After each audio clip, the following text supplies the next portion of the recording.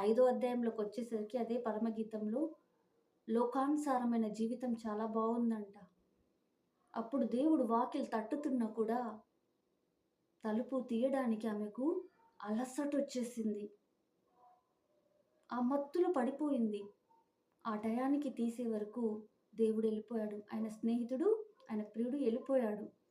అప్పుడు ఆయన ప్రియుడు కోసం అంతా అయిపోయింది. జీవితమంతా నాశనం అయిపోయినాక వెతకడం మొదలైందంట. ఎప్పుడైతే మనలో నుంచి ఆత్మ వెడలిపోతామో మనం ఎందుకు పనికిరాము. ఎప్పుడైతే పరిశుద్ధాత్మ మనలో ఉంటాడో మనం అగ్ని వలె, జ్వాల వలె ఉంటాము. ఎప్పుడైతే ఆ తలుపు దగ్గర నుంచి ఆ మనిషి ఎళ్ళిపోయాడో చాలామందిని అడగడానికి ఎళ్తుందంట. "మీరు చూసారా? మీరు చూసారా? నా ప్రియుడిని ఎక్కడైనా కనుగొన్నారా మీరు?" అన్నప్పుడు అందరంట ఆమెను కొట్టి, గాయపరిచి ఆమె వస్త్రములు పెరికివేశారంట. చూడండి, వాల్యూ ఉండదు దేవుడు లేకపోతే. ఈ లోకానుసార స్నేహం ఇలా గాయపరుస్తది. అప్పుడు కొందరుండి స్త్రీలు, "ఏంటి ఎతుకుతున్నావంటే, నేను తప్పు చేశాను. నాది పొరపాటయింది. నా దేవుడు నన్ను పిలిచేటప్పుడు, నా స్నేహితుడు నన్ను పిలిచేటప్పుడు నేను లోకానుసారమైన సెల్ ఫోన్‌లో ఉన్నాను. లోకానుసారమైన ప్రేమలో ఉన్నాను. లోకానుసారమైన స్థితిలో ఉన్నాను.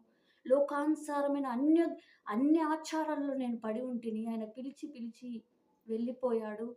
ఆయన వెళ్ళిపోంగానే ఏ స్నేహమైతే నేను ప్రేమించానో, ఏ మనుషులనైతే నేను ఆదరించానో, వారందరూ నన్ను కొట్టి, నన్ను రోడ్డు మీద వేశారు. ఇప్పుడు నేను వెతుకుతున్నాను." అన్నప్పుడు నీ ప్రియుల్లో లేని శ్రేష్టత ఏంటంటే, ఆయన ధవలవర్ణుడు, రత్నవర్ణుడు నా కోసం ప్రాణం పెట్టాడు అని ఏడ్చి ప్రలాపిస్తుందంట. ఈరోజు మనము కూడా ప్రలాపిస్తున్నామేమో ఆ స్నేహితుడి కోసం. ఆయన ఆజ్ఞలు పాటించు. నీ దగ్గరే ఉన్నాడాయన. నువ్వెప్పుడు ఆయనకు అందుకే లోకానుసారమైన స్నేహం నీకు రోడ్డు మీద లాగుద్ది. మళ్ళీ చెప్తున్నాను. అనుభవంతో చెప్తున్నాను నేను. కానీ ఆత్మానుసారమైన స్నేహము నిన్ను పరలోక రాజ్యంలో చేరుద్ది. ఆ స్నేహంలో దేవుడు మమ్మల్ని అత్యధికంగా ప్రేమిస్తున్నాడు. అందుకే అబ్రహాముని స్నేహితుడా అని పిలిచాడు.